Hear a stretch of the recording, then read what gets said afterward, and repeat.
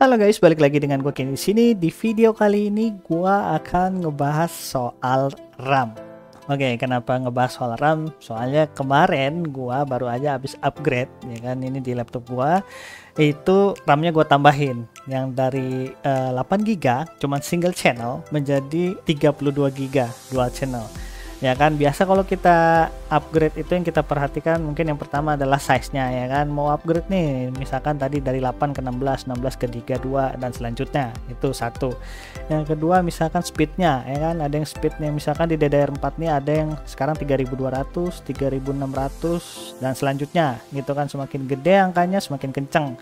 Oke, dan yang ketiga dan menurut gue yang paling penting adalah yaitu perubahan dari single channel menjadi dual channel, ya kan. Itu udah banyak yang tahu dan juga banyak yang ngerti, paham kayaknya kalian semua ya, bahwa single channel ke dual channel itu performance jauh lebih besar, ya kan.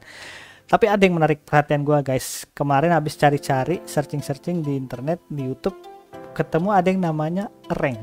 Nah, ini gua baru ngeh nih kalau gua pribadi. Ada namanya single rank, dual rank, sama quad rank yang gua tahu. Apa bedanya, Bang? Ini bilang. Akhirnya gue cari tahu kan, ini apa nih bedanya kok ada rank ini. Gue cari-cari di internet, gue ketemulah dengan video ini guys. Oke, seperti biasa referensi, ya kan. Nah, video ini dia nunjukin perbedaan antara dual channel, ya kan. Ini RAM-nya dual channel, dua-duanya dual channel, tapi yang satu single rank dan yang satunya lagi dual rank. Nah, pas gue lihat perbedaannya lumayan signifikan. Apa yang terjadi signifikannya itu menurut gue di bagian, ya semuanya sih, hampir semuanya, bagian average ini, ya kan, sama low 1% sama 0,1% ini guys, lumayan ada penambahannya, ya kan.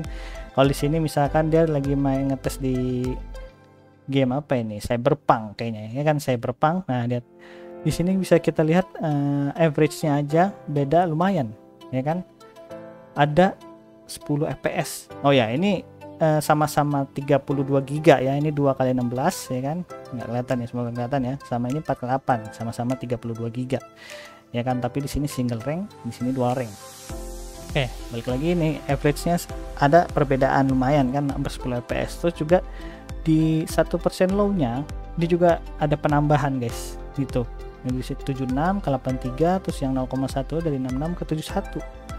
Lumayan menurut gua ada penambahan, nggak cuman dari segi average tapi dari low fps-nya juga nambah, yang 1% sama 0,1 nya. Oke, misalkan di game lain dia ngetes di Warzone, ya kan. Nah, di Warzone ini juga sama kasusnya, ya kan. Average-nya 167 ke 175, tapi low-nya juga nambah lumayan nih. Satu dari 95 ke 104, yang 1% dari 112 ke 118, lumayan. Jadi stutteringnya itu mungkin agak berkurang gitu rasanya guys kalau lagi main game, ya kan. Oke, di game lain lagi misalkan nih RDR, ini gua selengkap karena perbedaannya di sini yang gua ambil Full HD aja, yang satunya ini 1440 tapi gua ambil yang 1080 semua buat perbedaan di sini ya. Misalkan balik lagi ke RDR 2, sama kasusnya ada penambahan lumayan gitu, walaupun sedikit tapi lumayan buat gua, ya kan. Nah, itu average-nya nambah di sini ya, walaupun cuma 2 fps, terus tapi low-nya ini nambah lumayan, 93 ke 96, 80 ke 85 gitu. Nah, ini yang membuat gua akhirnya tertarik, ya kan. Terus gimana caranya kita bisa tahu RAM itu single rank, dual rank atau quad rank? Sebetulnya di labelnya itu udah ada, kayak kemarin gue cari. Nah, seperti ini. Jadi perbedaannya adalah kalau kalian misalkan ini gue di laptop ya kasusnya, mungkin yang di desktop juga sama ya kurang lebih. Nah, cara bacanya kalau dari label fisik si RAM-nya itu sendiri adalah dari sini kodenya nih, 1R, 2R, sama 4R, ya kan. Kalau yang 1R ini single, ya kan, 2 itu dual, kalau 4R quad rank. Nah, kalau misalkan udah 2R ini berarti dia udah RAM-nya itu sendiri sudah mensupport dual rank gitu. Nah, kalau misalkan gimana Bang, kalau misalkan gue di desktop atau ya laptop nggak ada nih label kayak gini, ya kalian mesti ngecek memang di CPU Z ini. Nanti kelihatan di sini nih tulisannya single rank apa dual rank tipe RAM-nya itu. Nah, untuk bisa munculin dual rank ini sebetulnya ada beberapa cara ya. Satu, tadi kalian harus memilih RAM yang emang dia udah dibuat dual rank dengan 2 R kayak gini lah ya, atau posisinya kalian cuma RAM single rank tapi kalian punya 4 slot RAM. Nah itu bisa tuh kalau kalian semua slotnya itu dipasang, dual ranknya akan nyala. Tapi kebanyakan 4 slot ini ada di desktop ya, di laptop rata-rata kebanyakan cuma dual slot.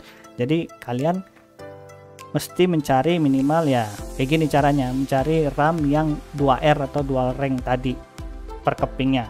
Tapi kalau misalkan untuk yang PC desktop, kalian bisa pakai yang satu rank ini ya kan, single rank ini sorry, terus dipasang 4 biji. Nah nanti dia akan nyala tuh dual ranknya otomatis, walaupun si RAM-nya sendiri tidak dual rank gitu guys.